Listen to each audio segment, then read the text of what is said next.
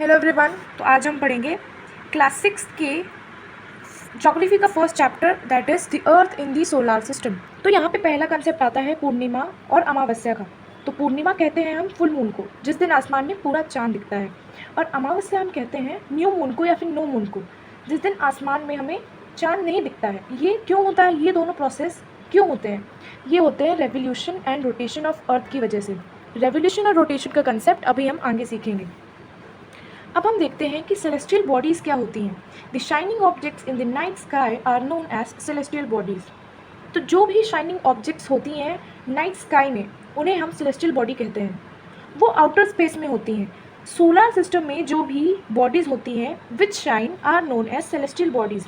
Celestial bodies के example क्या हो सकते हैं? ये हो सकते हैं हमारे प्लैनेट्स, स्टार्स, एस्टेरॉइड्स। कभी कभी क्या होता है कि सन की रोशनी की वजह से ये एस्टेरॉइड्स, मीटेरॉइड्स और कभी कभी प्लैनेट्स भी शाइन करते हैं, उनको भी हम सेलेस्टियल बॉडी के अंदर काउंट करेंगे। एक ऐसा ही एग्जांपल है स्टार। तो एक स्टार क्या होता है? स्टार होते हैं, उसकी फीचर्स दिखते हैं। So these are big and hot, ये बहुत बड़े होते हैं और ये बहुत गर्म होते हैं। These are made up of gases, ये गैसेस से बने होते हैं और इनके पास इनकी खुद की हीट एंड लाइट होती है। सो ये बहुत इंपॉर्टेंट पॉइंट है, क्योंकि मोस्टली जो सोलार सिस्टम में चीज़ें होती हैं उनके पास खुद की हीट एंड लाइट नहीं होती है, पर स्टार एक ऐसी सेलेस्टियल बॉडी है जिसके पास उसकी खुद की हीट एंड लाइट होती है। So the best example of a star is a sun. आपको ये एक डिफरेंट एस्पेक्ट पता चला कि सन भी एक स्टार ही है। अब हम बात करते हैं व्हाट आर कॉन्स्टेलेशंस। तो स्टार के बाद ये टॉपिक आया है, तो ये स्टार से रिलेटेड ही होगा। So constellations are the patterns formed by different groups of star. So इसका मतलब क्या है? कॉन्स्टेलेशंस हम उन्हें कहते हैं, उन पैटर्न्स को कहते हैं जो डिफरेंट ग्रुप ऑफ स्टार से बनते हैं। मतलब जब आसमान में डिफरेंट सारे जो स्टार्स होते हैं उनसे एक जो स्पेसिफिक पैटर्न बनता है, अब वो पैटर्न इमेजिनरी होता है, वो एक्चुअल में एग्जिस्ट नहीं करता है। वो हमें देखने से ऐसा लगता है कि वो एक कोई पैटर्न बना रहे हैं। ग्रुप ऑफ स्टार्स एक कोई पैटर्न बना रहे हैं, क्योंकि एक स्टार तो पैटर्न नहीं बना पाएगा, उसके लिए ग्रुप ऑफ स्टार्स चाहिए। तो कॉन्स्टेलेशन की डेफिनेशन मेंशन करने के लिए क्या कीवर्ड्स हैं? Constellation is a pattern formed by a group of stars. So constellation का ही एग्जाम्पल है उर्सा मेजर और बिग बियर। सो आप देखोगे आसमान में रात में जब देखोगे तो आपको ये पैटर्न दिखेगा। ये जो लाइंस होती हैं ये इमेजिनरी लाइंस होती हैं। ये स्टार्स के बीच में हमारा माइंड, हम ये अपनी क्रिएटिविटी से ये लाइन बना लेते हैं, और ये स्टैटिक होती है इसलिए हमें ये रोज़ दिखती है, इसलिए हम इसे एक पैटर्न की तरह कंसीडर करते हैं। इसे क्या कहते हैं? उर्सा मेजर और बिग बियर। इसमें कितने स्टार्स इन्वॉल्व रहते हैं? कितने सारे स्टार्स मिलकर ये पैटर्न बनाते हैं? तो 1 2 3 4 5 और 6। तो 6 स्टार्स मिलकर ये उर्सा मेजर पैटर्न बनाते हैं, इसलिए इसे सप्तऋषि भी कहते हैं। अब हम बात करते हैं कि पोल स्टार क्या होता है। तो pole star is the north star which indicates north direction. So हमारे सोलार सिस्टम में एक पोल स्टार होता है जो हमेशा नॉर्थ डायरेक्शन को इंडिकेट करता है, हमेशा वो नॉर्थ डायरेक्शन में ही रहता है। सो ये पोल स्टार से डिफरेंट ट्रैवलर्स जो होते हैं डेंस फॉरेस्ट में, घने जंगलों में भी हम डायरेक्शन कैसे पता लगाते हैं? जहाँ कंपस नहीं वर्क करता या फिर किसी के पास कंपस नहीं है, तो वो डायरेक्शन पता लगा सकता है पोल स्टार से, क्योंकि पोल स्टार हमेशा नॉर्थ डायरेक्शन दिखाता है। सो नॉर्थ अगर पता चल गया तो आपको पता चल जाएगा कि what is south, where is west and where is east. तो अब मेन बात आती है कि प्लैनेट्स क्या होते हैं। So planets are derived from the Greek word planetai meaning wanderers. तो ये डेफिनेशन कहती है कि जो प्लैनेट्स है, ये नाम कहाँ से आया? ये नाम आया है एक ग्रीक वर्ड। ग्रीक मतलब ग्रीस एक जगह है, वहाँ पे जो लैंग्वेज बोली जाती है उसको हम कहते हैं ग्रीक लैंग्वेज, और ग्रीक लैंग्वेज के एक वर्ड से ये प्लैनेट वर्ड निकला है। वो वर्ड क्या है? प्लांटेई। प्लांटेई का क्या मतलब होता है? वैंडरर्स। अब वैंडरर्स हम उन्हें कहते हैं जो इधर उधर घूमते हैं, तो इन्हीं को हम प्लैनेट्स कहेंगे। Greek word it is derived, ये निकले हैं ग्रीक वर्ड से प्लांटेई, जिसका मतलब होता है वैंडरर्स। अब एक्चुअल डेफिनेशन क्या होती है प्लैनेट्स की? तो planets are the celestial bodies which do not have their own heat and light. अब ये क्या है? Celestial bodies. अब सेलेस्टियल बॉडीज़ हमने यहाँ पे पढ़ा था। सेलेस्टियल बॉडीज़ क्या होता है? Shining objects in the night sky. तो आउटर स्पेस में जो भी बॉडीज़ होती हैं वहाँ उसमें से ही एक बॉडी है प्लैनेट्स, इसलिए हम उन्हें क्या कह रहे हैं? Celestial body. Which do not have their own heat and light, मतलब इनके पास अपनी खुद की गर्मी और रोशनी नहीं होती। तो ये शाइन कैसे करते हैं? ये सेलेस्टियल बॉडी कैसे कहलाते हैं, ये आपके दिमाग में ये क्वेश्चन आ रहा होगा। तो इसका आंसर ये है कि जो सन होता है उसकी लाइट जब इन पे पड़ती है सन रेज, सो ये रिफ्लेक्ट करते हैं, इसी वजह से ये शाइन करते हैं। पर प्लैनेट्स के पास उनकी खुद की हीट लाइट नहीं होती है। अब देखो यहाँ पे क्वेश्चन आया एक, मुझे आप एक आंसर बताना है इसका, क्या स्टार्स के बाद खुद की हीट एंड लाइट होती है। अब हम देखते हैं कि हम बहुत देर से बात कर रहे हैं सोलार सिस्टम में। सोलार सिस्टम किसे कहते हैं, तो सोलार सिस्टम मिल के बनता है the sun, the 8 planets, satellites, asteroids and meteoroids. तो ये जो सोलार सिस्टम हम कहते हैं, आउटर स्पेस जिसे हम कहते हैं, वो अलग अलग चीज़ों से मिलके बनता है। वो क्या क्या है, सन जो कि हेड की तरह काम करता है, जैसे फैमिली में कोई हेड होता है ना, वैसे सोलार सिस्टम की फैमिली में हेड होता है सन। दी 8 प्लैनेट्स, हमारे सोलार सिस्टम में कितने प्लैनेट्स हैं, 8 प्लैनेट्स की ट्रिक भी आगे आप देखेंगे। Satellites, asteroids and meteoroids. So satellites, asteroids और मीटेरॉइड्स की डेफिनेशंस आगे दी हुई हैं। अब ये सन क्या है, sun is made up of gases, hydrogen and helium. तो सन एक टाइप ऑफ स्टार है, हमने ऊपर पढ़ा था। सन एक टाइप ऑफ स्टार है और वो बहुत सारी गैसेस से बना है। जो मेजर गैसेस है वो है हाइड्रोजन एंड हीलियम। ये बहुत इंपॉर्टेंट क्वेश्चन है, ये आता है एग्जाम में कि सन कौन से 2 गैसेस से बना है mainly. So hydrogen and helium. So इसकी अगर हम डिस्टेंस की बात करें, so this is 150 million kilometres away from earth, a huge difference. तब भी हमें ये सन दिखता है अर्थ से, मतलब इसका साइज़ भी बहुत बड़ा है। ये हमारे अर्थ से कितनी दूर में है, ये सन हुआ, ये अर्थ हुआ, तो ये डिस्टेंस कितना है, 150 मिलियन। अब देखो अभी मिलियन है, तो मिलियन को अगर हमको लाख में कन्वर्ट करना है तो हमें इंटू 10 करना होता है। तो 150 इंटू 10 क्या हो जाएगा, 1500 लाख किलोमीटर्स। तो हम अगर बोले 150 मिलियन किलोमीटर या फिर 1500 लाख किलोमीटर्स। अब ये जो प्लैनेट्स हैं ये सन के अगल बगल इसके गोल चक्कर लगाती है। कैसे, कौन से पाथ, अब पाथ किसको कहेंगे, अब हम इसे समझते हैं। Planets move around sun in an elongated paths which are called orbit। तो जैसे ये सन है, तो चलो हम यहाँ पे समझते हैं। जैसे ये सन है और हमारी अर्थ या फिर और भी प्लैनेट्स इसके आजू बाजू घूमते हैं, इसको हम रेवोल्यूशन कहते हैं। तो ये कैसे गोल, पूरी गोल नहीं घूमती, ये एलोंगेटेड पाथ में, इसको हम कहते हैं एलोंगेटेड पाथ। यहाँ पे अर्थ रहेगा और ये ऐसे मूव करेगा, इसे हम कहते हैं एलोंगेटेड पाथ। मतलब जो यहाँ का डिस्टेंस है, यहाँ के डिस्टेंस के मुकाबले ये ज़्यादा होता है, मतलब यहाँ ज़्यादा डिस्टेंस है, यहाँ पे कम है। सो इस पाथ को हम कहते हैं एलोंगेटेड पाथ। अगर क्वेश्चन आएगा कि प्लैनेट कैसे मूव करता है सन के आजू बाजू, तो आप कहोगे एलोंगेटेड पाथ्स में। और ये जो एलोंगेटेड पाथ है ना, ये तो शेप हो गया। अब इस चीज़ को हम क्या कहेंगे, ये होगा अर्थ का ऑर्बिट। ठीक है, ये एलोंगेटेड शेप हो गया और इस पूरे चीज़ को, ये जो फॉर्म कर रहा है एक एलोंगेटेड पाथ, जो शेप फॉर्म कर रहा है, उसको हम कहेंगे ऑर्बिट, अर्थ ऑर्बिट। ठीक, अब देखो ये प्लूटो जो है, ये प्लूटो क्या है, ये जैसे हमने पढ़ा कि 8 प्लैनेट्स हैं हमारे सोलार सिस्टम में, तो एक प्लूटो जिसे हम ड्वार्फ प्लैनेट कहते हैं, तो इसको 9th प्लैनेट माना गया था। पर बाय द टाइम जब स्टडीज़ हुई तो इसको ड्वार्फ प्लैनेट, ड्वार्फ मतलब छोटा सा प्लैनेट, या फिर इसका एग्जिस्टेंस बहुत काउंट नहीं किया जाता है, अब ये वैनिश होते जा रहा है। तो हम इसको 8 प्लैनेट्स, अपने सोलार सिस्टम में हम 8 प्लैनेट्स ही मानते हैं, हम एक और प्लैनेट को काउंट नहीं करते, 9 प्लैनेट्स नहीं काउंट करते हैं। तो प्लूटो को हम ड्वार्फ प्लैनेट कहते हैं। ये किसने कहा, बाय इंटरनेशनल एस्ट्रोनॉमिकल यूनियन। अब हम बात करते हैं अपने प्यारे अर्थ के बारे में। So earth is the 5th largest planet in the solar system. तो जब ये 5th लार्जेस्ट है तो इसके पहले 4 कौन से हैं, Jupiter, Saturn, Uranus and Neptune. तो आप ये सीक्वेंस याद रख लेना कि अगर 5th अर्थ है तो इससे पहले 4 कौन से हैं, Jupiter, Saturn, Uranus, Neptune. So earth है वो जो slightly flattened at pole, that is shape of geoid. तो हमें लगता है कि अर्थ गोल है, पर अर्थ एक्चुअल में गोल नहीं होता है, वो स्लाइटली फ्लैटेंड एट पोल। अब ये स्लाइटली फ्लैटेंड एट पोल का क्या मतलब होता है, मतलब कि अर्थ पूरा गोल नहीं है, ऐसा नहीं है हमारा अर्थ। हमारा अर्थ कैसा है, थोड़ा सा बल्ज की शेप में ऐसा, ये देखो ये होता है पोल, इसको हम क्या कहते हैं, पोल। तो ये थोड़ा सा फ्लैट है, मतलब यहाँ से अगर हम प्रेशर लगाते हैं ना, तो एक बॉल को ऐसे दबाएंगे तो हम क्या हो जाएगा, फ्लैट हो जाएगा। तो ये स्लाइटली फ्लैटेंड एट पोल्स है, ऐसी है हमारी अर्थ। ठीक, इसको हम कौन सा शेप कहते हैं, जियोइड। सो अब अगर आपसे कोई पूछे कि अर्थ कौन सी शेप का है, तो आप सर्कल नहीं बोलोगे, आप बोलोगे जियोइड। अब देखो अर्थ में 2/3 पार्ट उससे उसकी पानी से कवर्ड है, मतलब जो अर्थ का 2/3 कितना होता है, तो 2/3 कितना होता है, ये होता है अप्रॉक्स 66.6%। तो इतना पार्ट अर्थ का कवर्ड है पानी से, इसीलिए हम इसको ब्लू प्लैनेट कहते हैं। तो अगर आपके एग्जाम में क्वेश्चन आया कि हम अर्थ को ब्लू प्लैनेट क्यों कहते हैं, सो इसका आंसर है कि अर्थ का 2/3 पार्ट, इसका मतलब 6.6% पार्ट जो है वो वाटर से कवर्ड है। अब यहाँ पे मैंने H2O क्यों लिखा है, ये होता है scientific name of water, H2O, ठीक। अब हम देखते हैं सैटेलाइट्स किन्हें कहते हैं। हमने यहाँ पे बात की थी ना कि सोलर सिस्टम बना है सन से, प्लैनेट से, सैटेलाइट से, एस्ट्रॉइड से, मीटरॉइड से।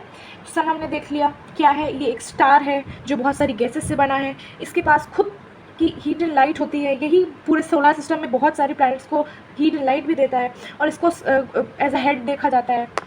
फिर हमने देखा प्लैनेट्स। तो प्लैनेट्स क्या होते हैं, प्लैनेट्स प्लैनेटरी वर्ड से निकला है जिसका मतलब होता है वैंडरर्स, और ये सेलेस्टियल बॉडीज़ होते हैं जिनके पास खुद की हीट एंड लाइट नहीं होती है। अब हम देखते हैं एज सैटेलाइट्स क्या है। So satellites are the celestial body which moves around the planet. अब इसे ध्यान से पढ़ना, इसकी डेफिनेशन क्या है, सेलेस्टियल बॉडी। अब सेलेस्टियल बॉडी क्या होती है, हमने पहले ही पढ़ा है कि जो shining objects in the night sky. So outer space में, सोलर सिस्टम में जो शाइनिंग ऑब्जेक्ट्स होती हैं उन्हें हम सैटेलाइट कहेंगे। तो sorry, shining objects in the night sky are not known as celestial bodies. So satellite भी एक टाइप है celestial body का।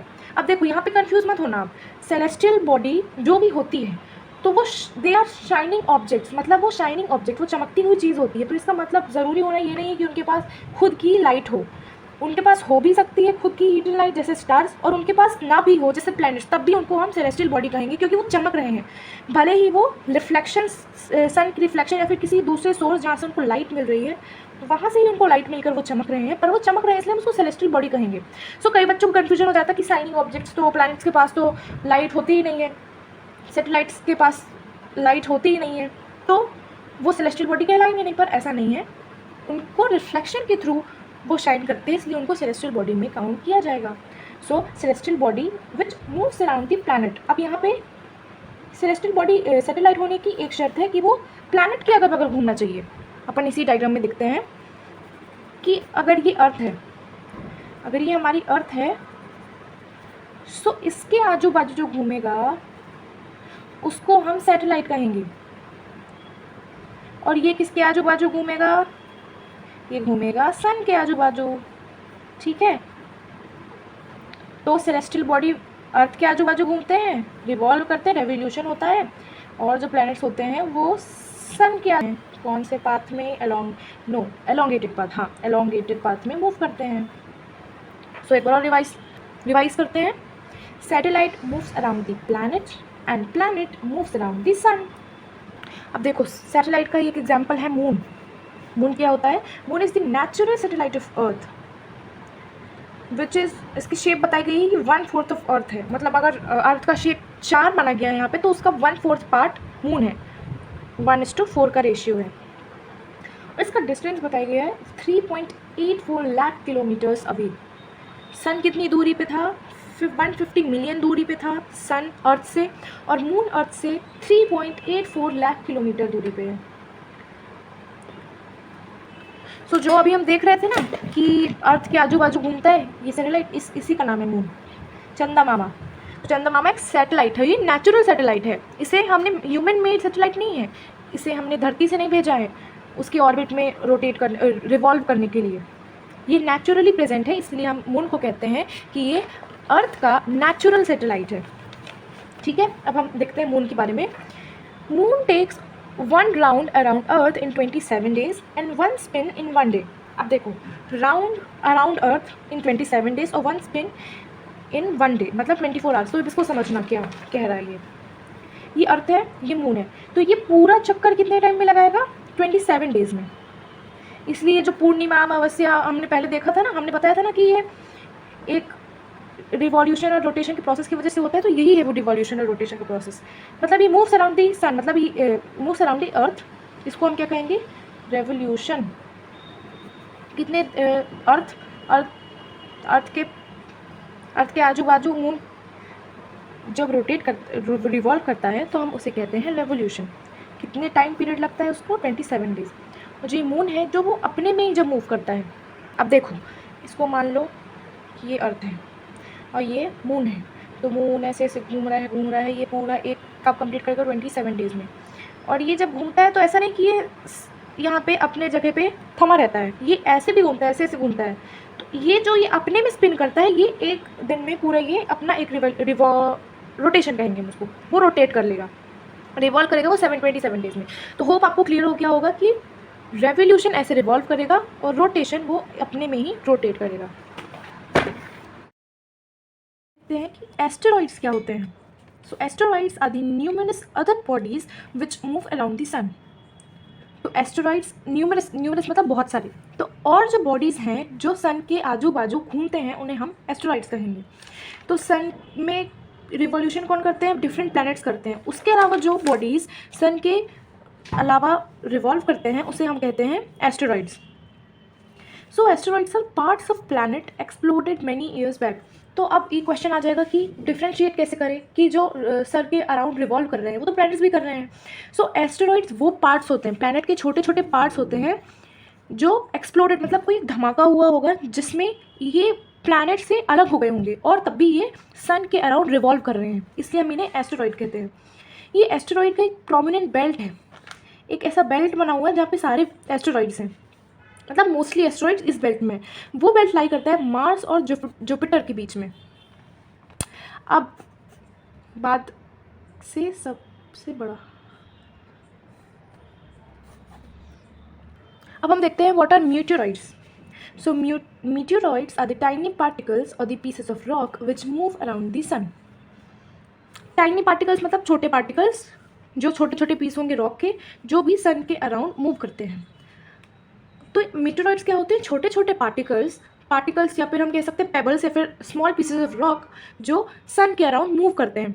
अब यहाँ पे क्वेश्चन आ गया कि एस्टेरॉइड और मीटेरॉइड में डिफरेंस ही क्या हुआ अगर दोनों पार्ट ऑफ रॉक हैं, पीस ऑफ रॉक हैं और वो सन के अराउंड मूव करते हैं। तो देखो यहाँ पे लिखा हुआ है कि asteroids are the parts of planets exploded many years back.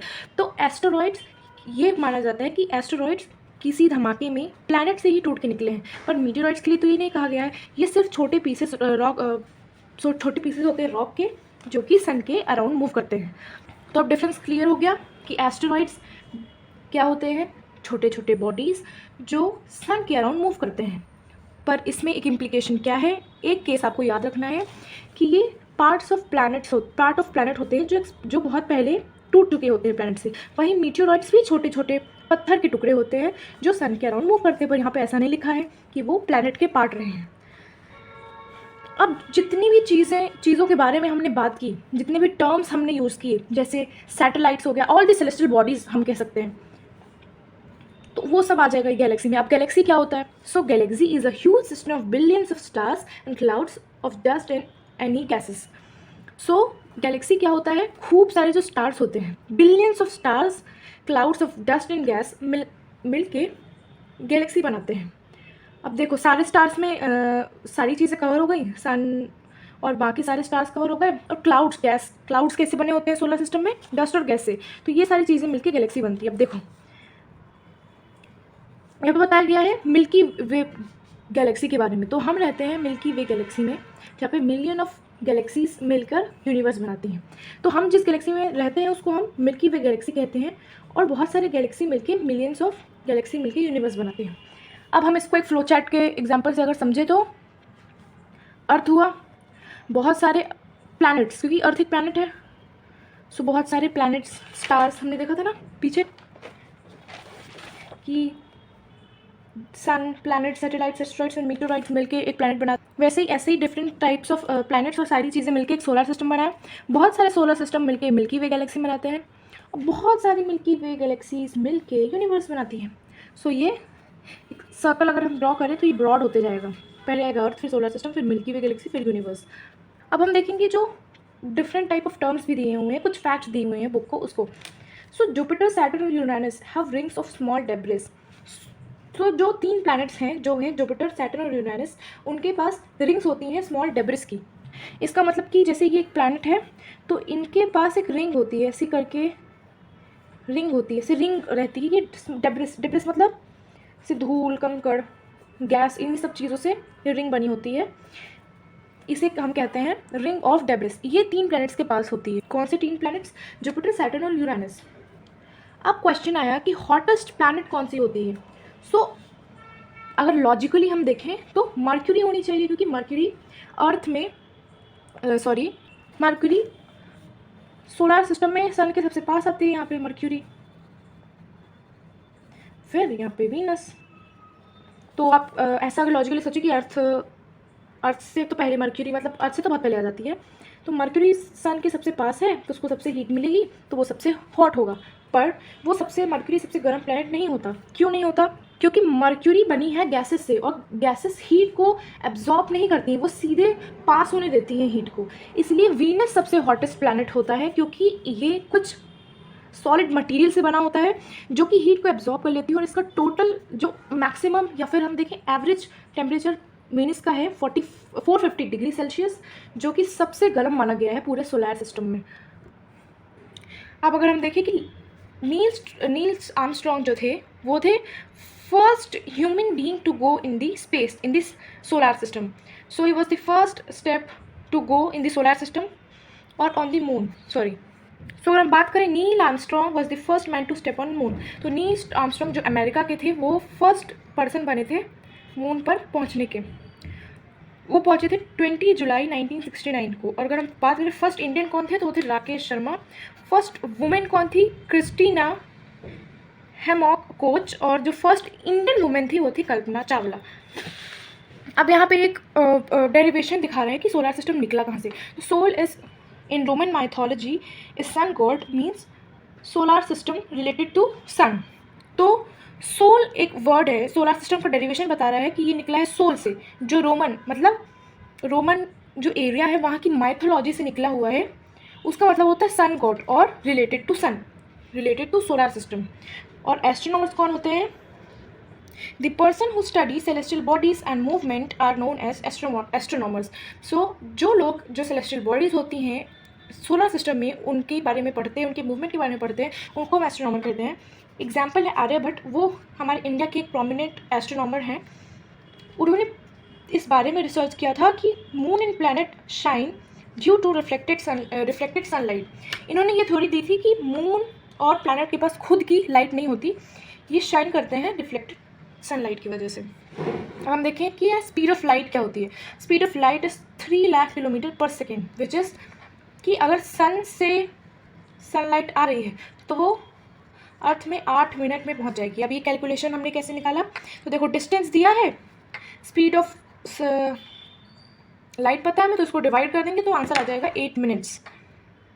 तो सन से अगर रोशनी निकलेगी तो वो अर्थ में पहुंच जाएगी 8 मिनट्स में। स्पीड ऑफ लाइट कितनी? 3 लाख किलोमीटर्स पर second. So this is it for this video. I hope आपको चैप्टर समझ में आया होगा।